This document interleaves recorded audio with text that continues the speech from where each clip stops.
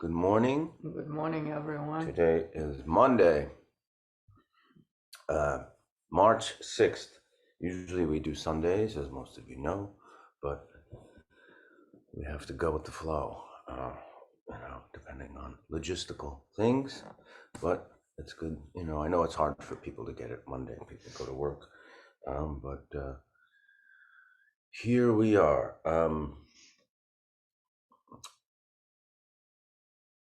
Today is the anniversary of Milarepa. That is Milarepa. Milarepa is one of the most famous, if not the most famous, Tibetan Buddhist.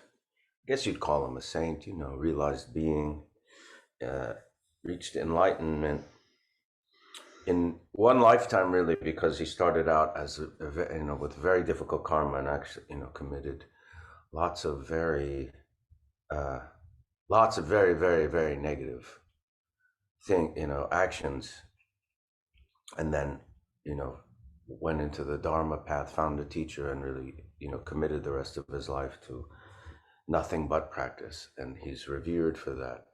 He looks green, because he spent all this time in a cave in the mountains and ate nettles, which is like, I don't know, nettles is some kind of almost like a pine needle or something like that. Not quite, but he survived on that, and he ate it so much, that's all he ate, that his skin was said to have turned green.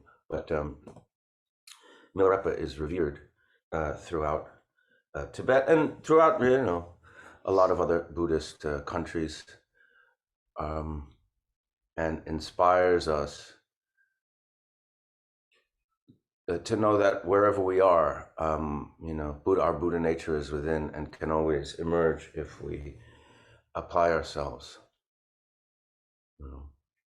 Because he came from very, very difficult circumstances. There's a couple, especially one really famous biography about Milarepa that's really worth reading.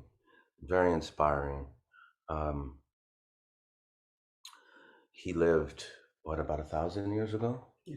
And there's actually a tower, a structure that he built that still stands somewhere in Tibet, that he built by himself, that was part of his when he went to his teacher. His teacher really had to kind of really break down his mental faculties in a way, and his heavy karma that he was kind of glued to in his mind, and a lot of that came through physical exertion. It's a very, very interesting and fascinating story, and and he became one of the great masters in the Tibetan Buddhist tradition. Well, to recognize his anniversary, there's a quote by him that I found on Garchen Rinpoche Instagram. When you are young and vigorous, you never think of old age coming, but it approaches slow and sure, like a seed growing underground. When you are strong and healthy, you never think of sickness coming, but it descends with sudden force like a stroke of lightning. When involved in worldly things, you never think of death's approach. Quick, it comes like thunder crashing around your head. Therefore, it's wise to practice the holy Dharma without distraction. Let's set our intention to make aspirations for today's class by saying the four immeasurables prayer.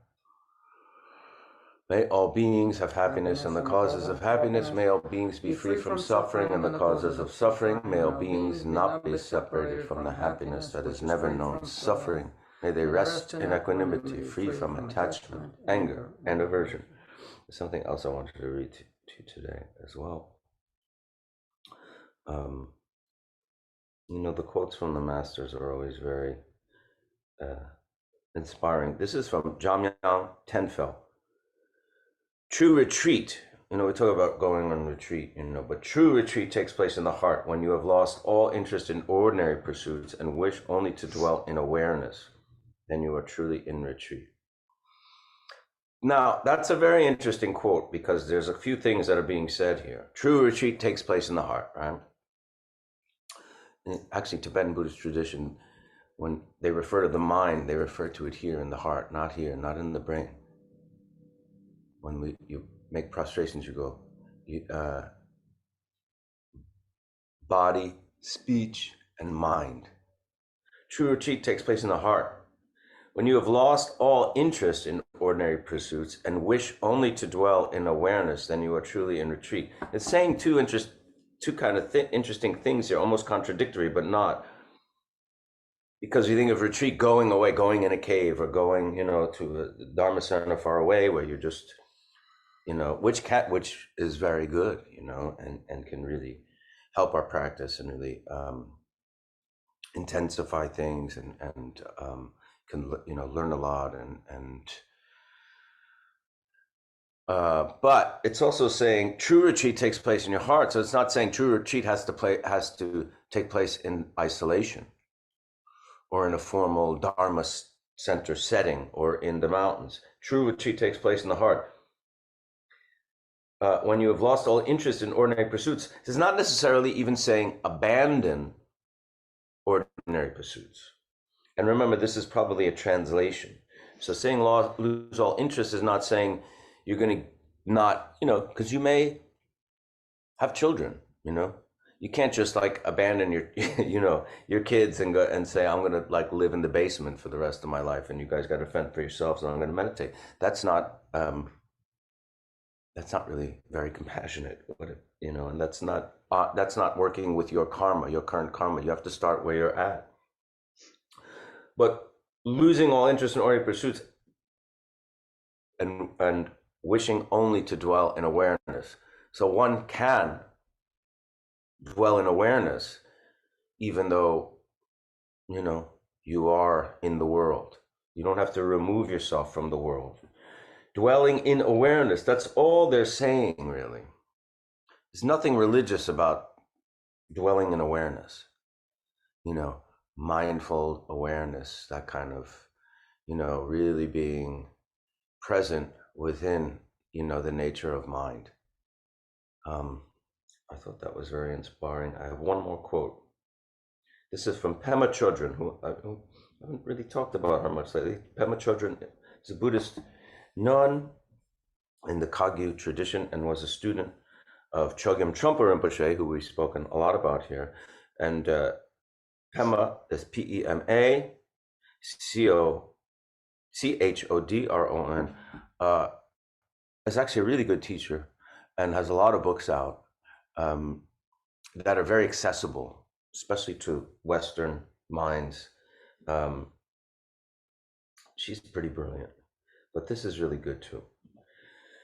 I've known many people who have spent years exercising daily, getting massages, doing yoga, faithfully following one food or vitamin regimen after another, pursuing spiritual teachers and different styles of meditation, all in the name of taking care of themselves.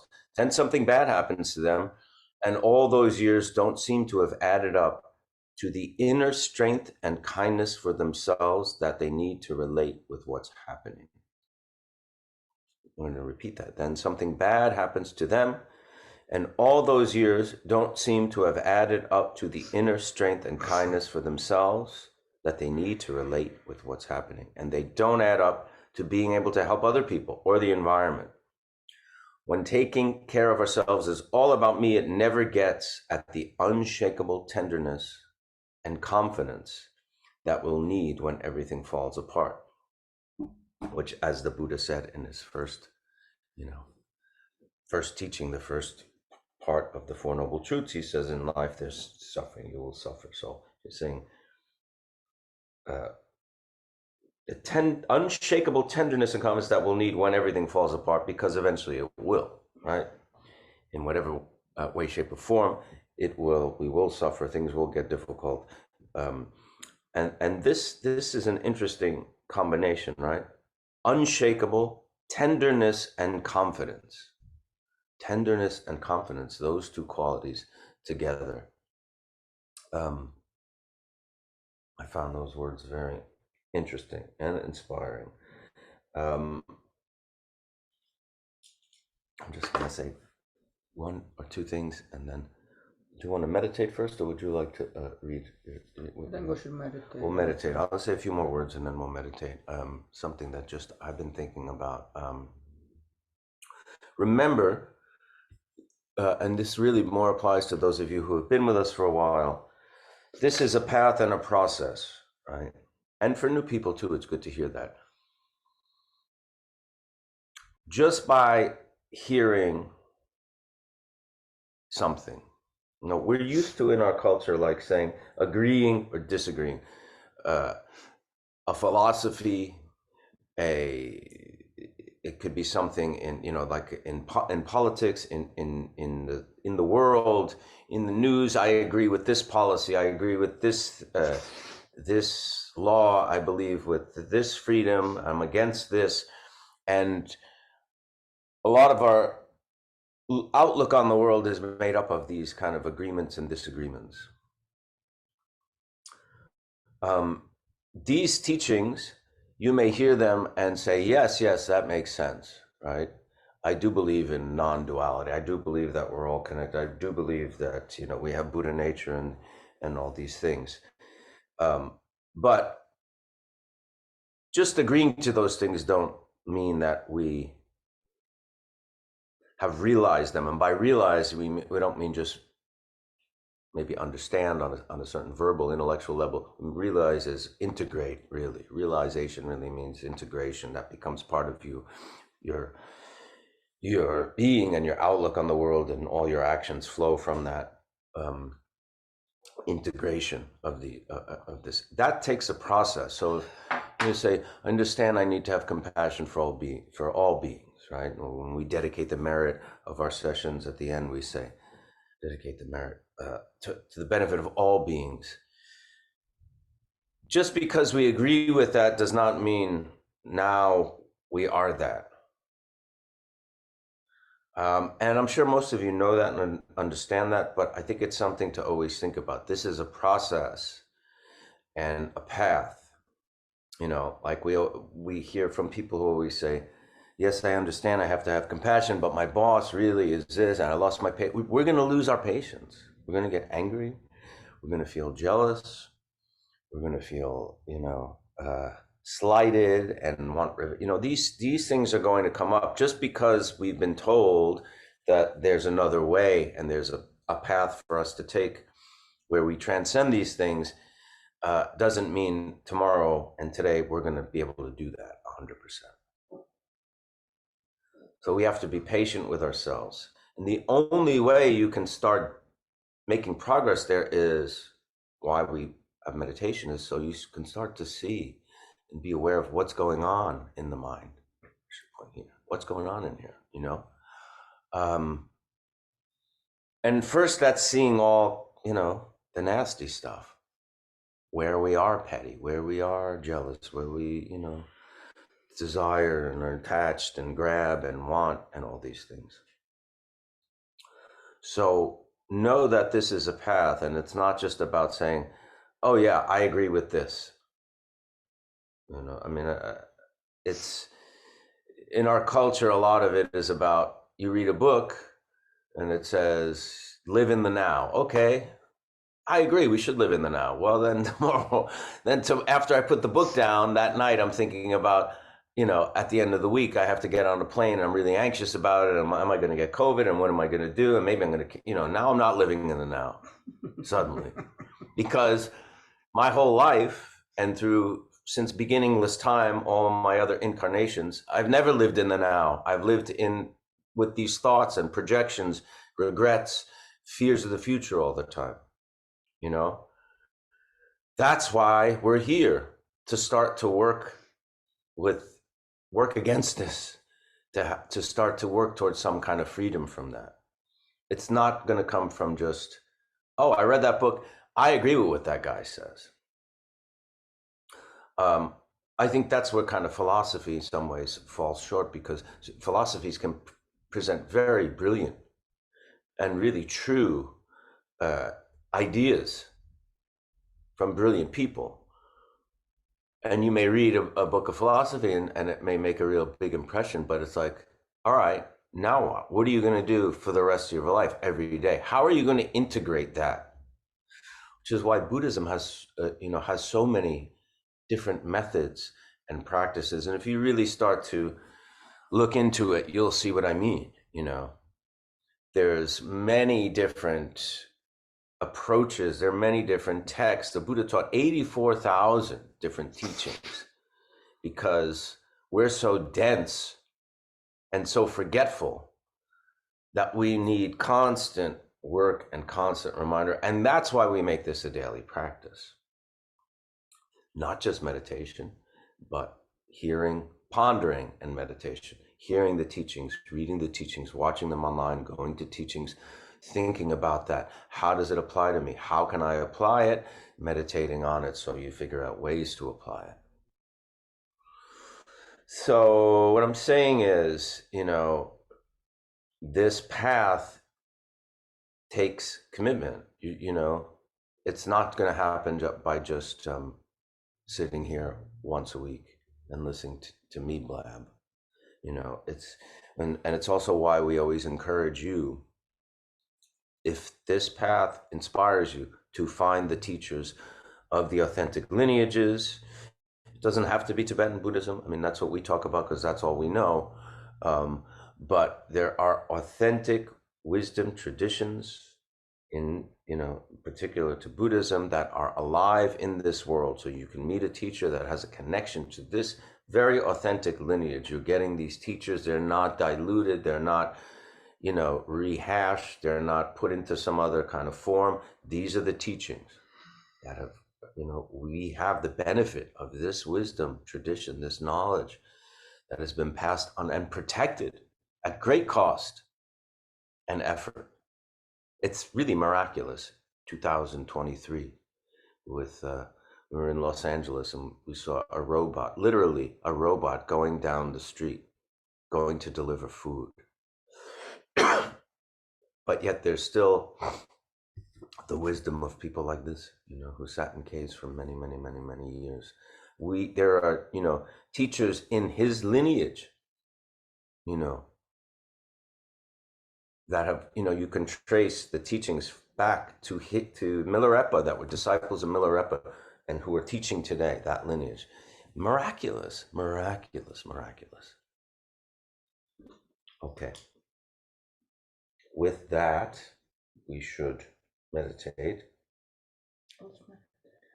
We'll meditate after.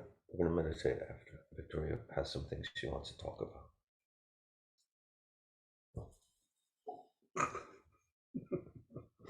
So I think it's a really good time for us to start to think about what are the four immeasurables.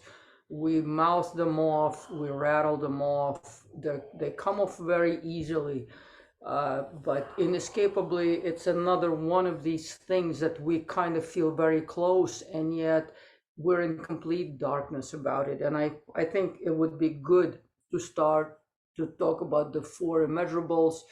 Well, the first immeasurable, male beings of happiness and the causes of happiness, is love. May they be free from suffering, and the causes of suffering is compassion. May they never be separated from happiness, which has never known sorrow.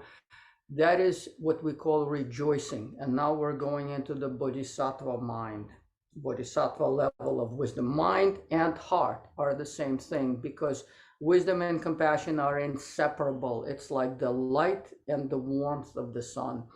And then may they rest in equanimity, free from attachment and aversion. Let's start with that, because I feel that if we don't examine what that is, what is this equanimity, free from attachment and aversion? What is this attachment and aversion? What does this mean? I think we need to start with that, because otherwise the other three don't really make sense. And it is a territory of the bodhisattva to see things in their equanimity, free from attachment and aversion. What is that? We've been talking about it for a long, long, long time. And I think in this context, to understand it, we need to really think about the nature of suffering. To understand equanimity, we must look at what is the nature of suffering. How does it arise? Who creates it? Suffering is the first noble truth. It is easy to love people who have severe difficulties. Third world countries are the perfect space where we can be vicarious, empathetic, kind by watching the drama on TV while we're sitting in our beautiful houses drinking tea on sofas.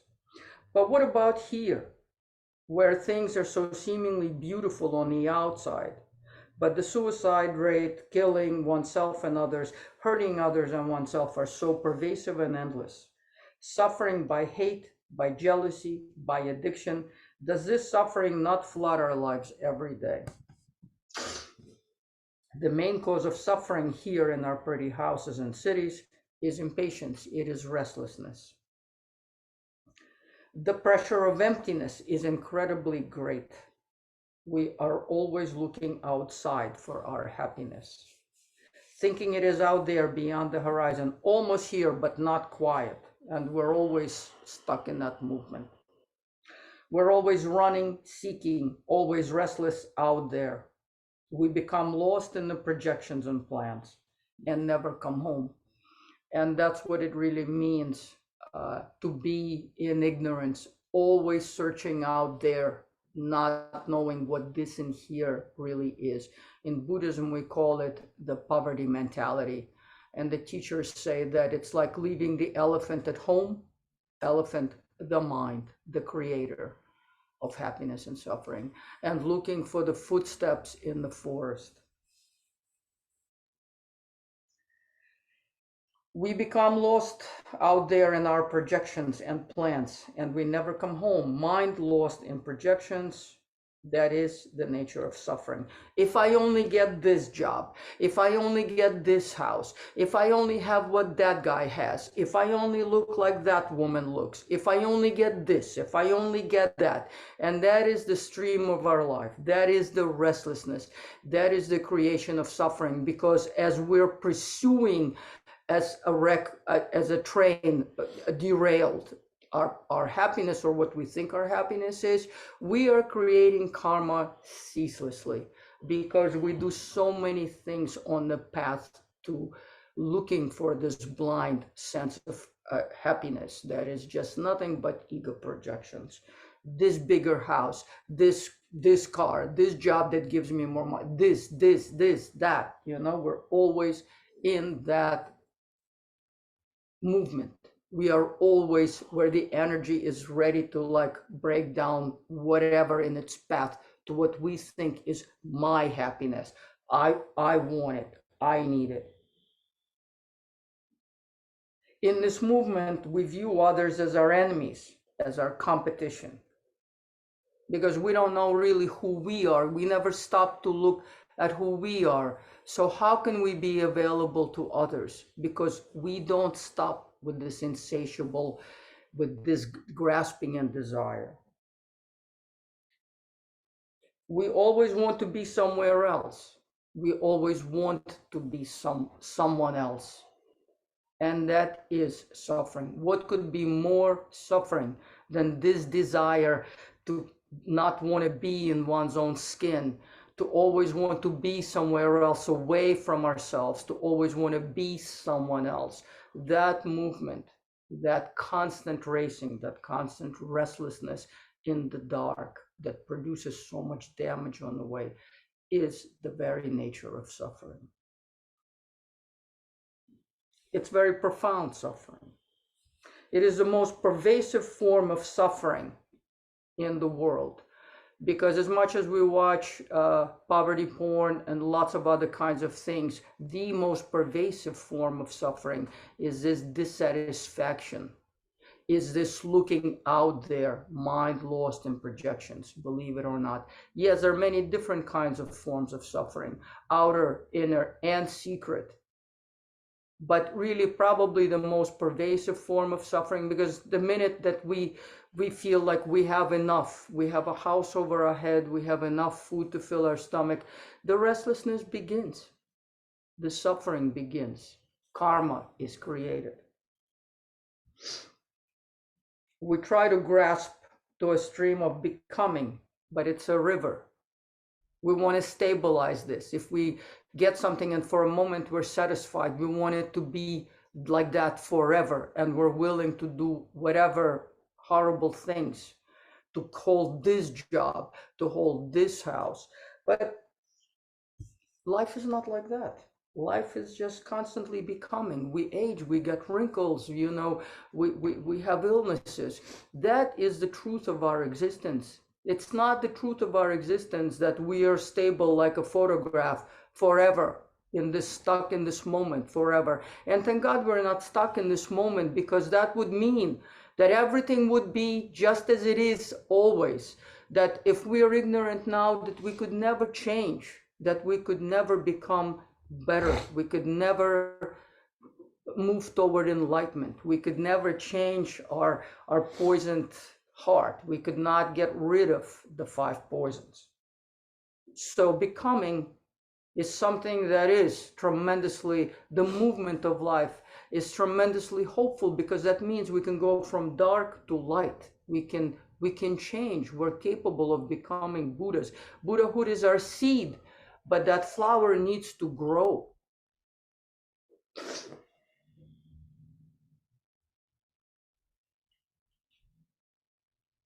In the endless restlessness looking for happiness out there, how are we different from ants who seek happiness by looking for sugar in our kitchens? What is this precious birth then, if it is pervaded by suffering and the causes of suffering? Second noble truth.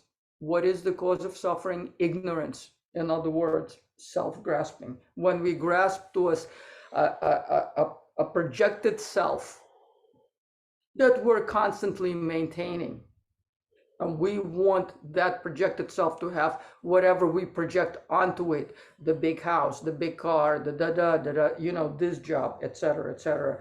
We're exactly like the ants looking for sugar in the kitchen, because mind lost in projections out there, that he is the creator of suffering. That is karma. That's how we create karma.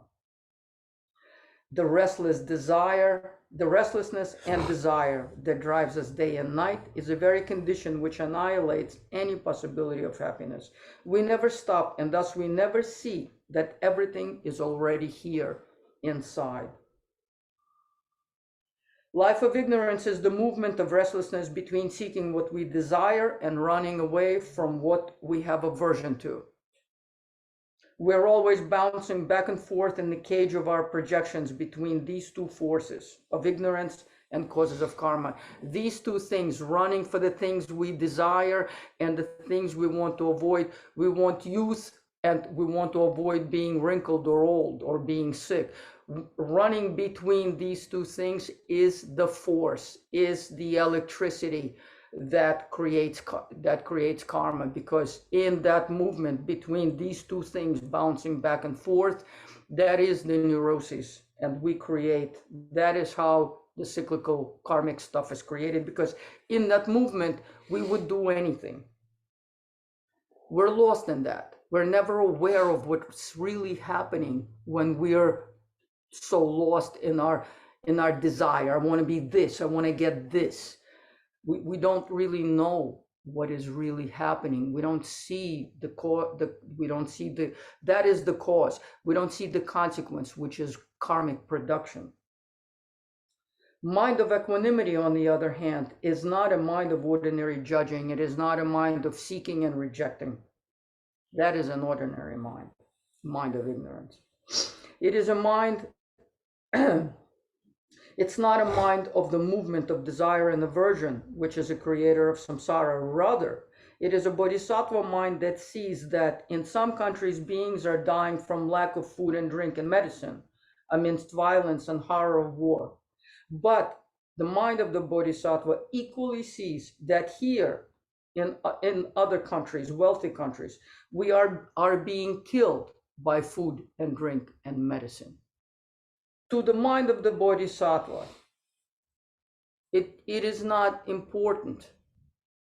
The suffering is seen equally, whether it's from lack of food and medicine or by killing by food and drink and medicine.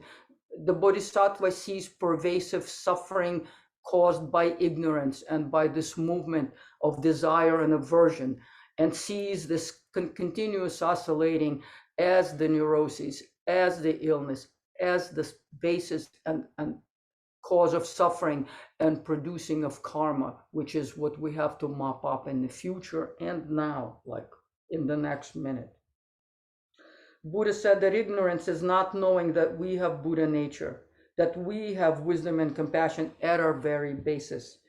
In ignorance, we hurt, we steal, we lie, we crave, and we slander in our pursuit for our happy, or what we call happiness, in our ignorance, what we think that happiness is. And all we're really doing in that pursuit is we create more karma, more suffering. We're like karmic machines because our afflictions drive us and control us. But since we don't know who we are, we don't know our true nature, we don't stop to see for a minute. We're always out there seeking through our projections. If I only had this house, if I only got this next job, if I only, got this next boyfriend, all we do is create suffering for ourselves and for others. Because truly, if there is no anger, where is the enemy? If I am not stingy and controlled by avarice and desiring to hold on to everything that I have, who can steal anything from me? If I genuinely love, and I'm not confusing love for this attachment, for desire and attachment, this polluted form that we call love in the world. If I truly love beyond projection and judgment, then how could I ever be alone? How can I be lonely? It's impossible. So that is the mind of the Bodhisattva. And we aspire to that. That's why we say the four immeasurables. We aspire to this mind of equanimity. Buddhism is all about knowing oneself, not the construct, but the nature, and knowing that we ourselves are the creators of samsara and nirvana.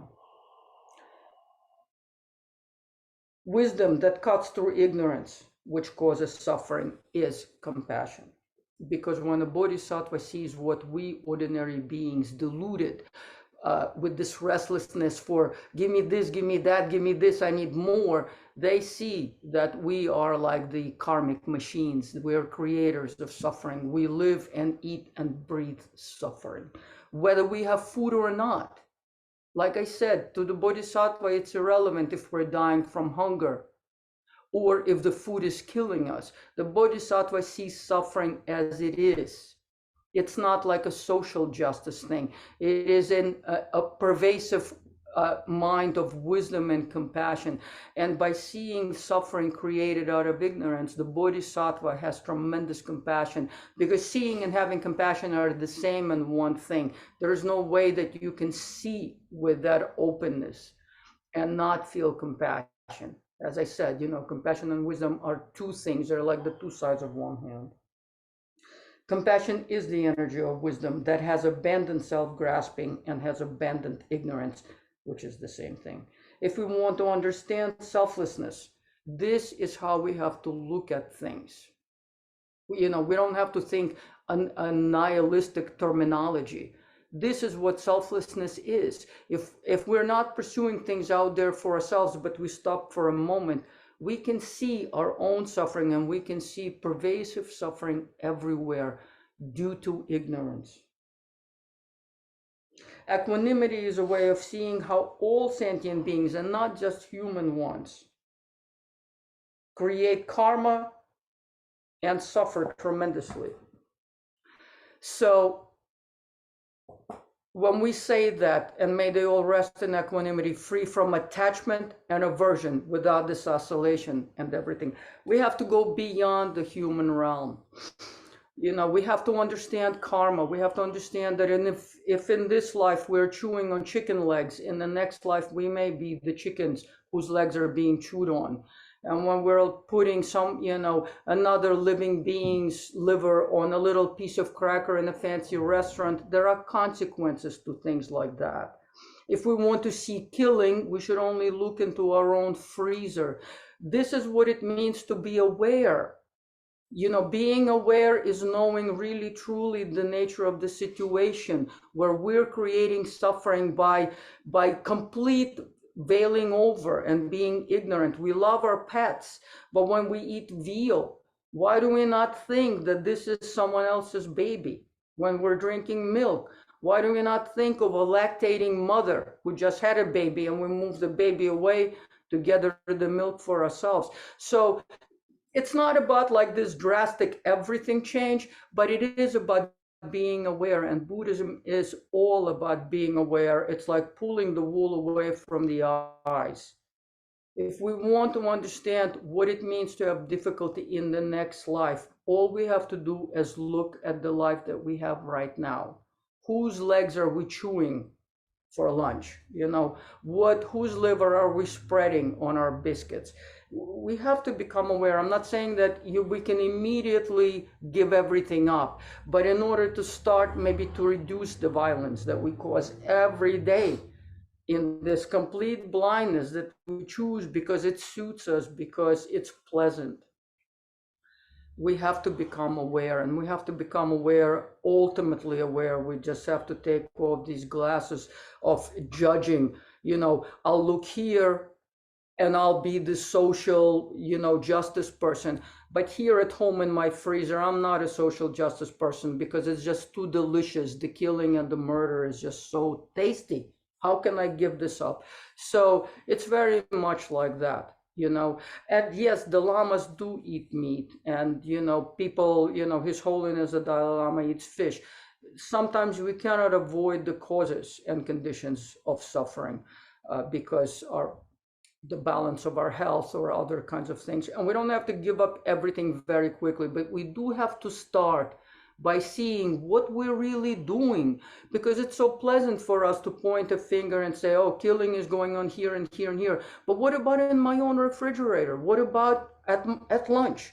Is killing going on here now? And so it's about becoming aware, and equanimity is about this extremely brilliant, sharp awareness where we're not distinguishing who is suffering, how they're suffering. We have love toward all beings, and as I said, in Buddhism, we don't talk only about human beings. There's nothing that special about us.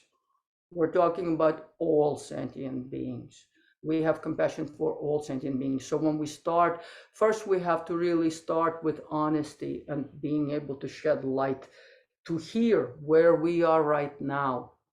And then we can be present to others. When we shed the light into this darkness of our own restlessness, we can actually look at our situation and see, how can I decrease the suffering? How can I minimize on the killing, etc.? And we always start here with ourselves. We start by reducing the 5 poisons. We ask ourselves, how can I be present to others? And so equanimity is the beginning of the 4 immeasurables. There is no equanimity, there are no 4 immeasurables, there's no love, there's no compassion if we don't shed light into our own situation. It has to start. This is what awareness is, this is what practice is, shedding light into the right now. Out of right now, we can hope to be present to others. So let's take into meditation looking inside ourselves right now, seeing where we will not give love, because we cannot hate this one and love that one. That is not equanimity. We have completely missed the boat if that's what we think. We have to love the person who is dying of hunger equally loving a person who is dying by food.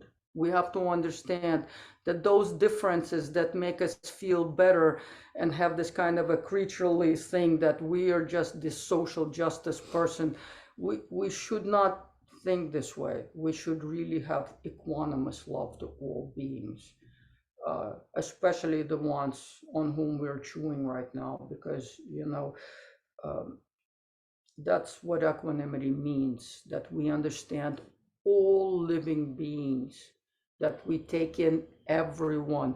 especially those enemies that we hate, because there is no hope for us.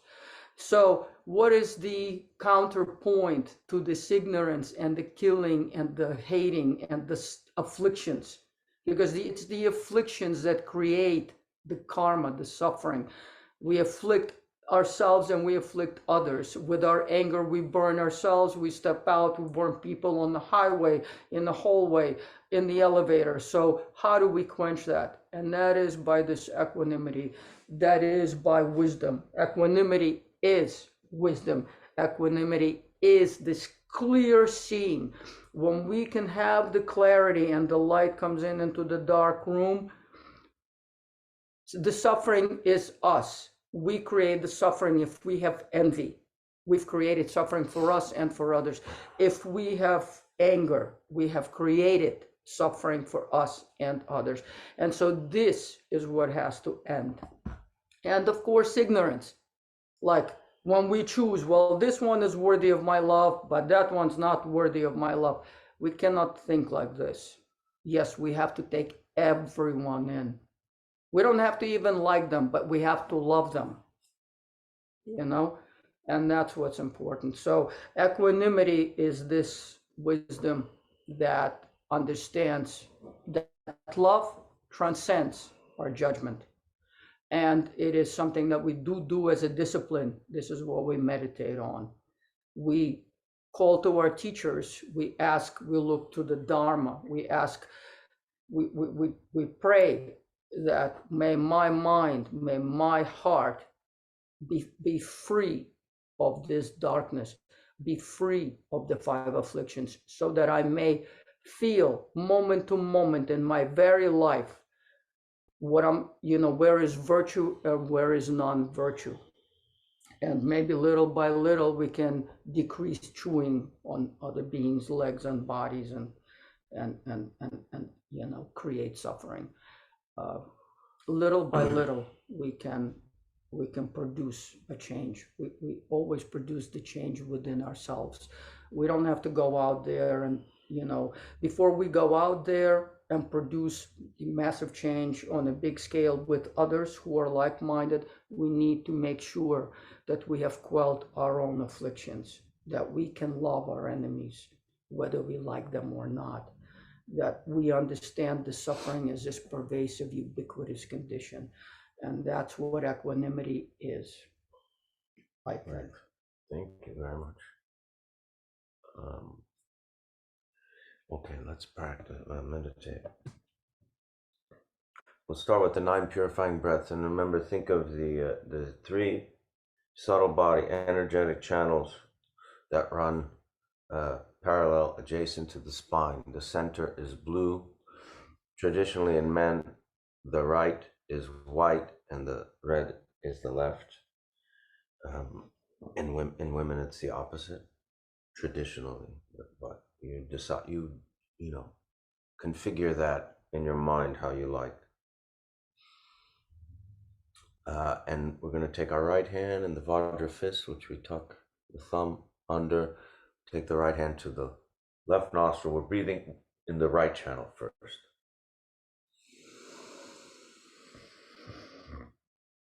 Switch and breathe out. And the 3 channels join at the navel. Remember that. They go up the spinal cord.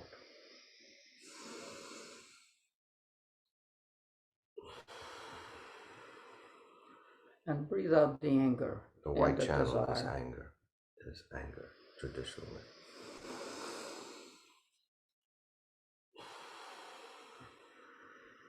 Switch opposite to the red channel. And for me, the red is desire, attachment.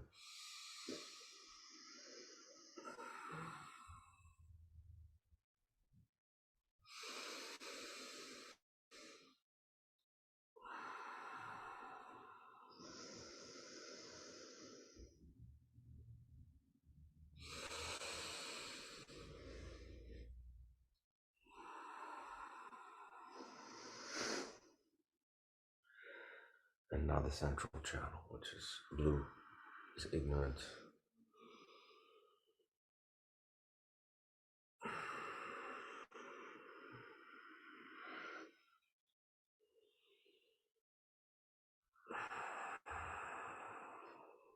On the third breath out, imagine it leaping through the crown chakra and merging your consciousness with space, and then we'll take that into meditation.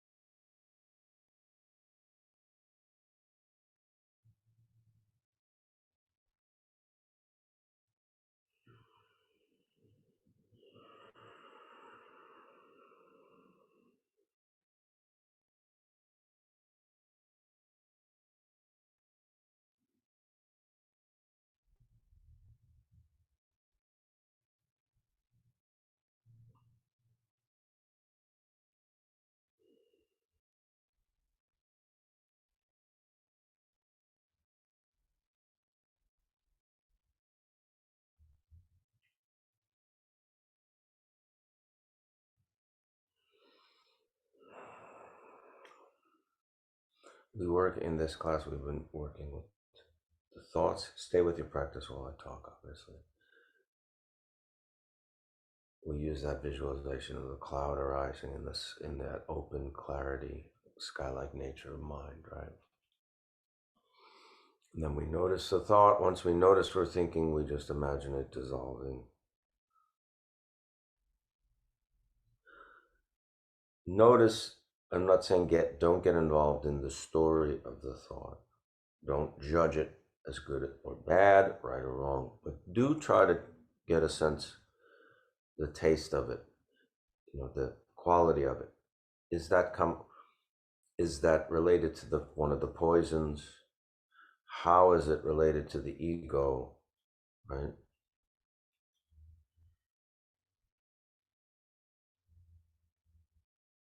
This thought in my mind, oh, it's about jealousy, and then let it go. Just start to recognize the quality, not the story, not the cast, not the plot. You know what I mean? Just like the genre, if you will.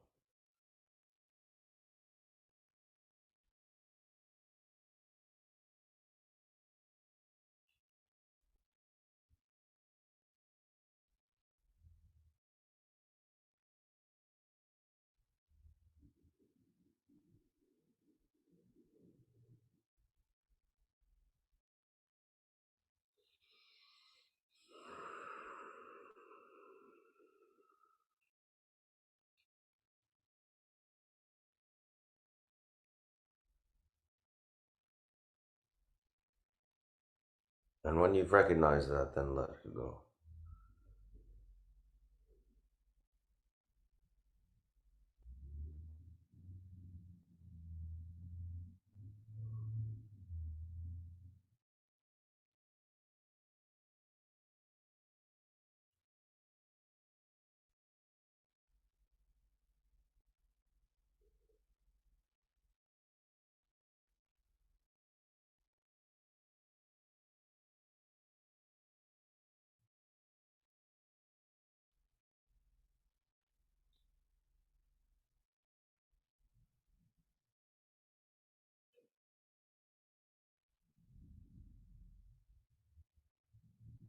You can also recognize what Victoria was talking about regarding that habitual restlessness, which is ignorance, and which is suffering in a way.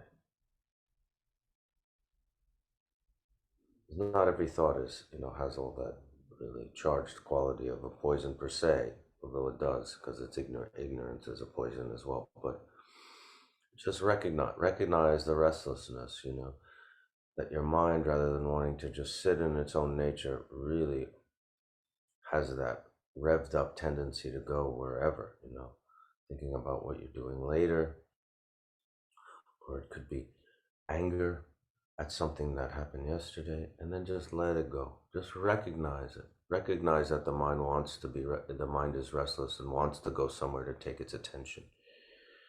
How many times do we grab our phone and check our messages out of restlessness, not out of the need to just see what's going on or when my next appointment is? It's just habitual reaction of restlessness to somewhere to, for the mind to attach itself to rather than just remain in its own nature. Just recognize that and let it go. And then rest in that natural great peace, which is the sky-like nature of your own mind.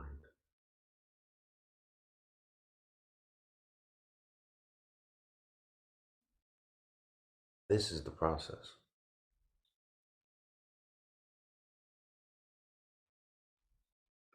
And connect to your spaciousness. Connect to the space of awareness rather than conceptual mind cage. Always connect to the spaciousness beyond conceptual walls.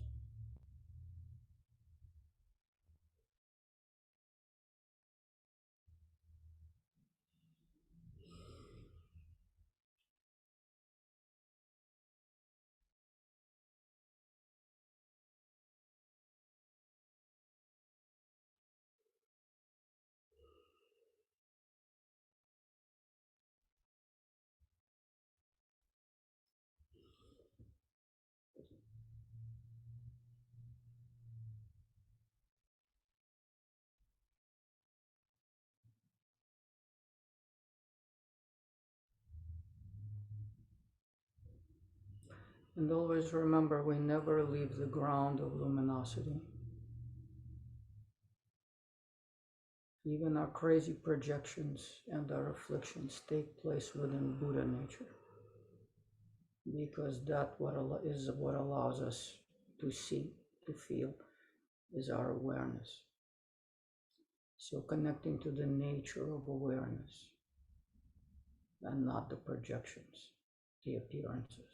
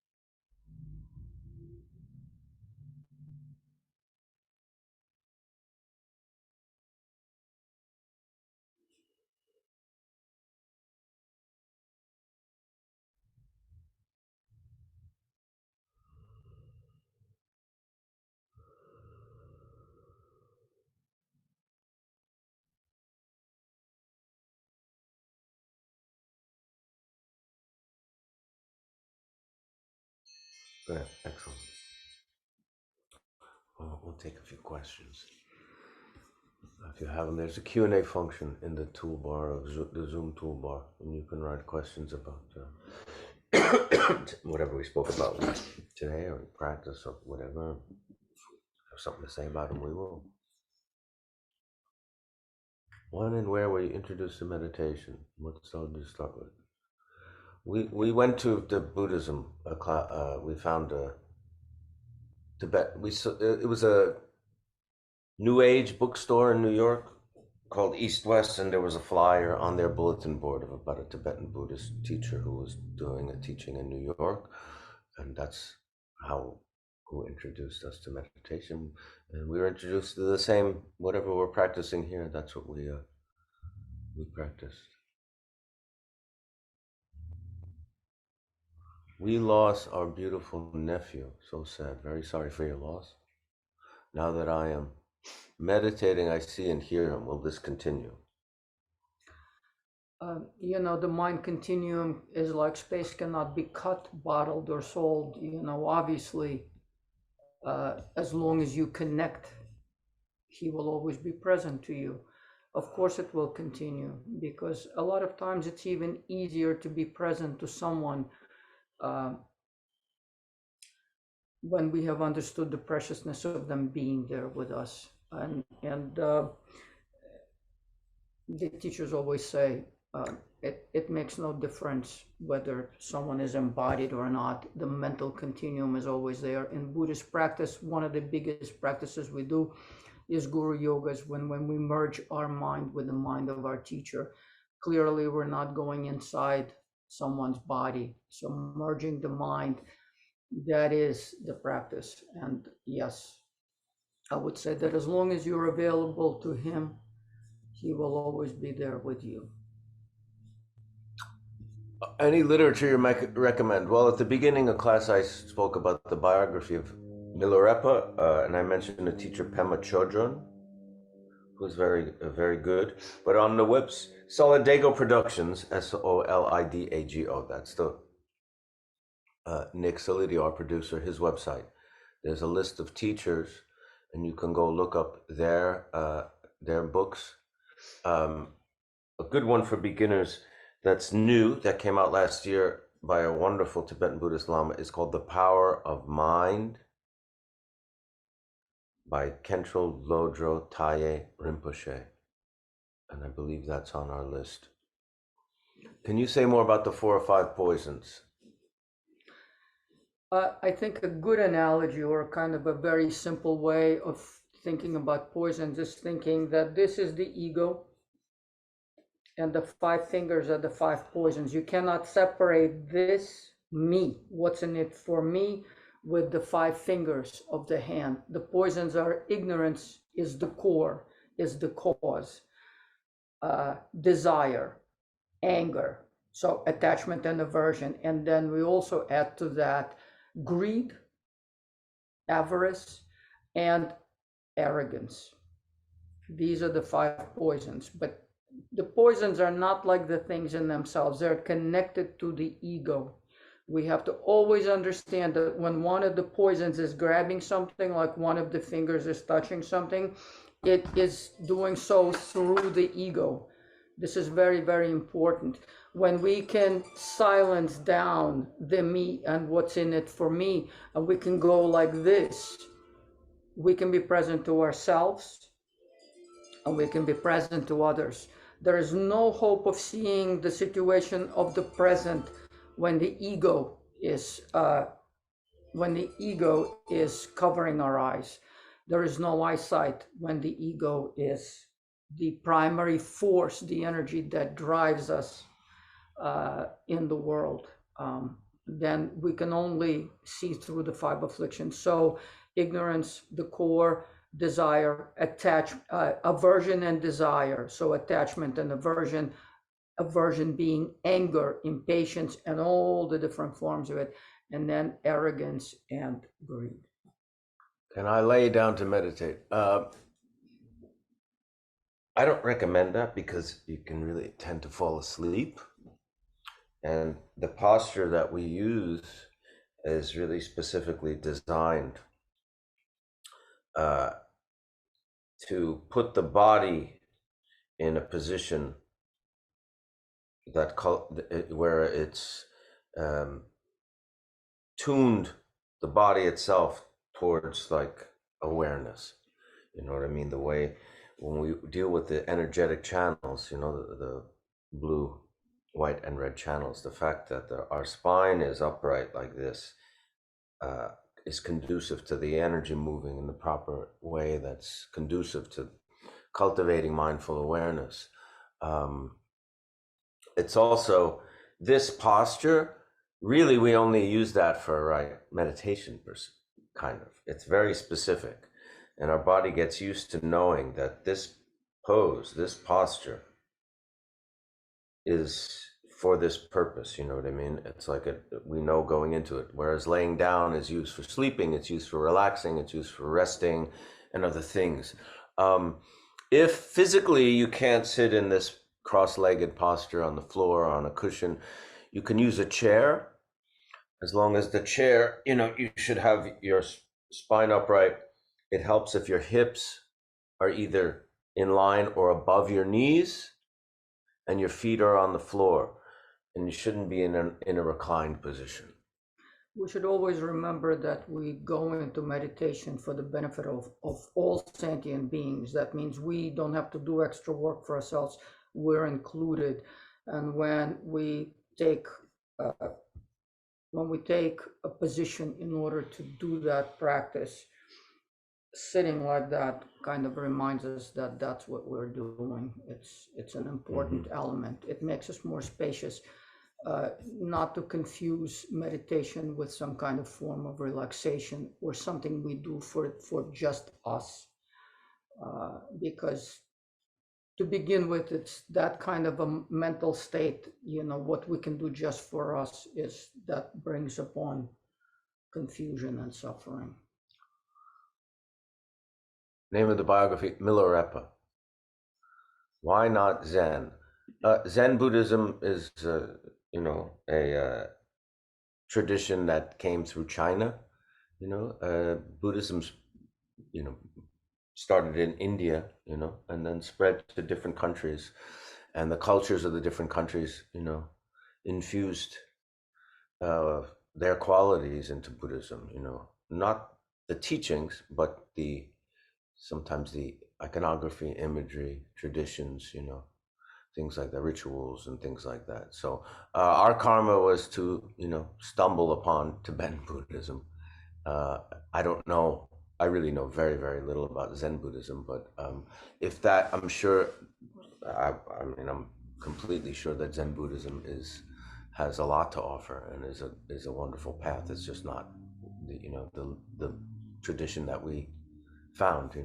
And you should explore to see what's more suitable for you. We should all explore to see what's more suitable for us. What inspires you and what works, There may be a Zen center in your neighborhood and you go there and you love it, and that's how you Yes. find it, and that's very valuable, We don't speak about it because I don't know anything about it. You know what I mean? I know very, very, very, very little, and it's not what I practice or study, so I'm not. But again, it's not about spiritual materialism, pivoting this against that. Yeah, I don't. The important thing is that first we need shamatha, we settle our mind.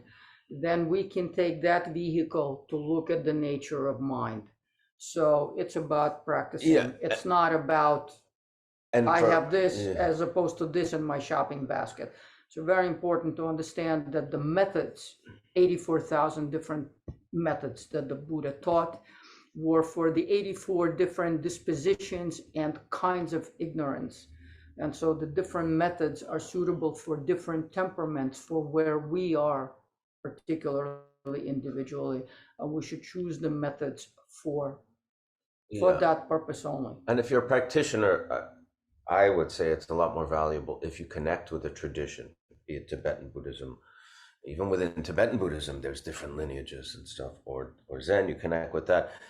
To really commit to it, if you're inspired by it, rather than I'm going to try this week, I'm going to try some Zen, and then I'm going to try some Tibetan, then I'm going to try some, Theravadan Buddhism. It's that old saying, if you're searching for water in the desert, what's better, to dig one hole 1,000 feet deep or 1,000 holes 1 foot deep? How has practicing Buddhism changed your life? That's a good question. It's not necessarily something I like to answer, well, how it changed your life? It's definitely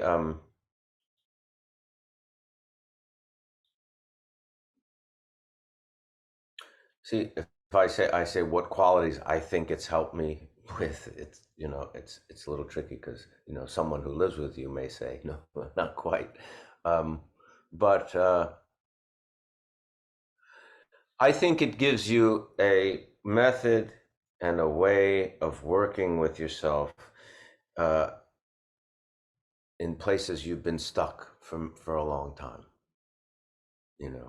It's not going to immediately change you overnight. Like I said at the beginning of class, it's a path and a process, but you can start to see how things that you've been habituated to, that have really kind of diminished who you are as a human being, how you can work on those things.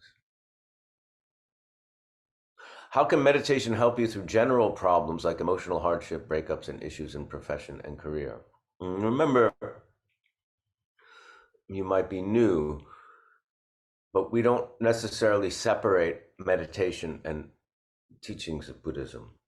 For me as a practitioner, I don't speak about meditation alone.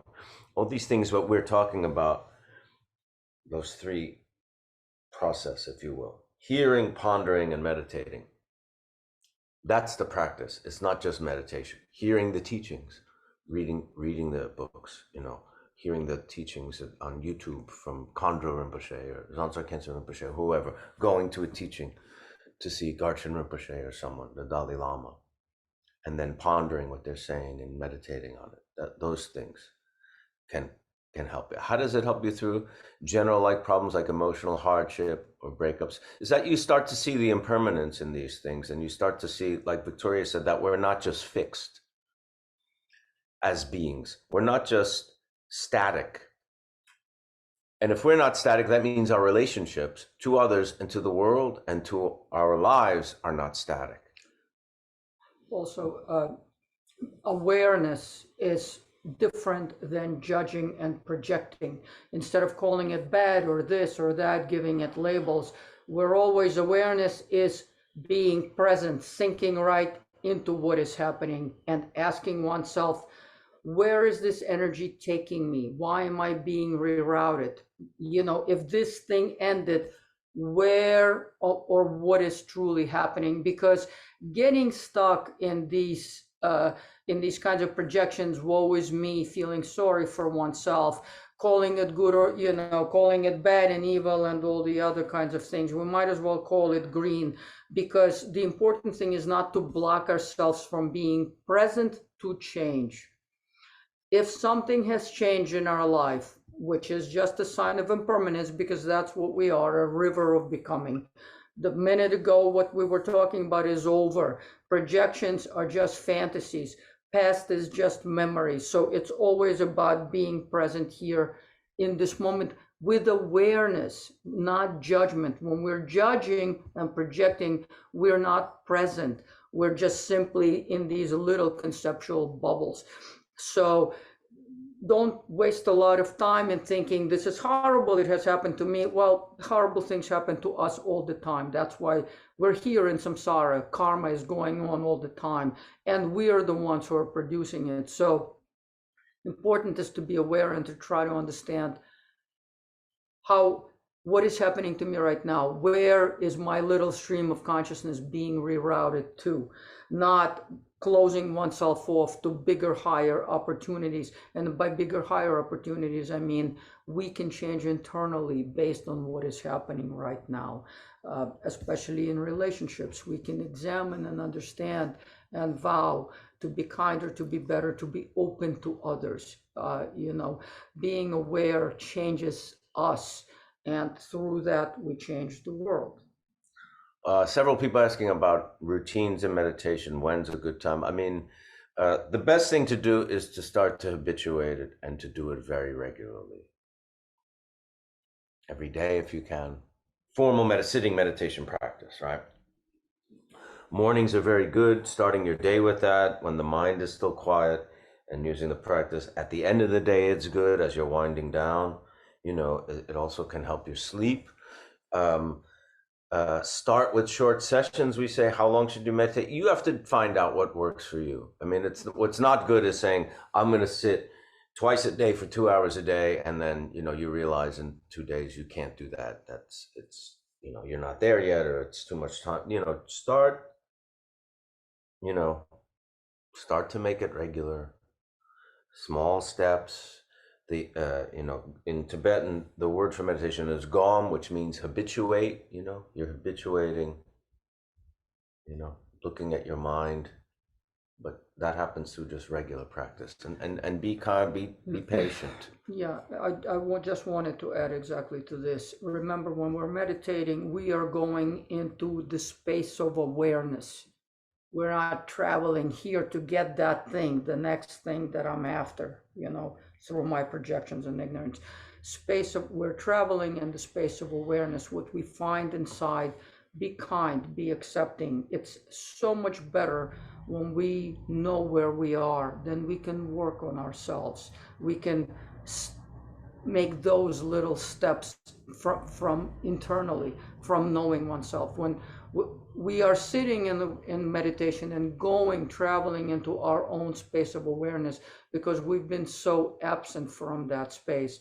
So just having patience, being accepting to oneself will also make us so much better on the outside. We can bring that same patience to others and be present in the world. And yes, and that awareness that we're working with and cultivating in meditation, try to bring it into your daily life. When someone talks about their job is stressful. Well, in the moment of stress in your job, see if you can kind of go to that place. See if you can taste it. You may not, you may get really caught up in what you're doing. Often we do. But with time and with practice, you'll see that this starts to happen. And spaciousness becomes much bigger. Suddenly, when we're practicing and it seems so little, tiny little increase of space mentally, that our spaciousness becomes bigger, suddenly we can incorporate everybody. Suddenly there's space for everyone in us without us projecting and judging and, doing that ordinary mental afflicted stuff. Can it be difficult to join a Buddhist temple if you have nobody to introduce you to? I'm unsure how to join. I mean, you don't have to join to go to a Buddhist temple. If there's a Buddhist center, Dharma center, or temple, it's open to whoever. They're not, and you don't have to give them money, and you don't have to be a Buddhist to go. Usually, at least I'm speaking from a Tibetan Buddhist tradition. I can't speak to others. I'm not versed in everything, but usually people are very friendly, and are willing. There's usually someone there who's willing to answer some questions, but doors are open. That's for sure. I mean, if it's a monastery, there might be certain times when you can or can't go, or things like that. But yeah, if there's one nearby and you can go, I would encourage you to go and just see what when do they have meditation, when do they have classes, when do they have certain practices or things. But yeah, you can check it out. There's one last question, and then we're going to close. Someone's talking about having an emotional response to meditation and study. I'm finding that each session brings up emotion, feelings, and sometimes tears of relief. It's a good feeling once it has passed. Is this normal? Should I welcome those feelings? Yes, I mean you're just seeing your interior space of you, and eventually there will be more space. But I mean, it's wonderful that you can actually look inside yourself, because clearly what you're seeing, the difficulties that you're facing, the result of it, which is the tears and things like that, it will die down.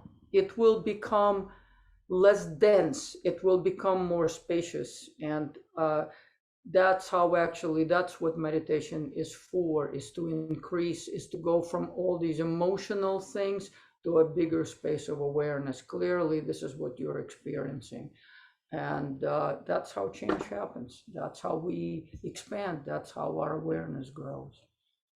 Okay, we're going to close by dedicating the merit of today, the merit generated by today's class to the benefit of all beings. And by merit really means virtue, right? To have come in contact with the Dharma or a Buddhist teacher means you have a certain degree of merit that has come through this life and other lives, which means you've engaged in virtuous activity.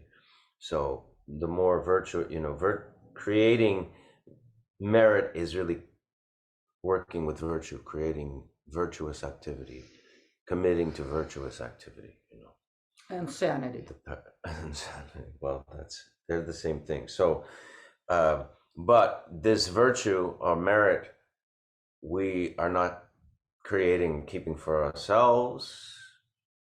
We're dedicating it to the merit, for the benefit of all beings. So we say, by this merit, may all beings attain the state of enlightenment and conquer the enemies of false and delusion. May they be liberated from the ocean of samsara and its pounding waves of birth, old age, sickness, and death. And thank you, Nick Solidago, our producer. We will see you next time.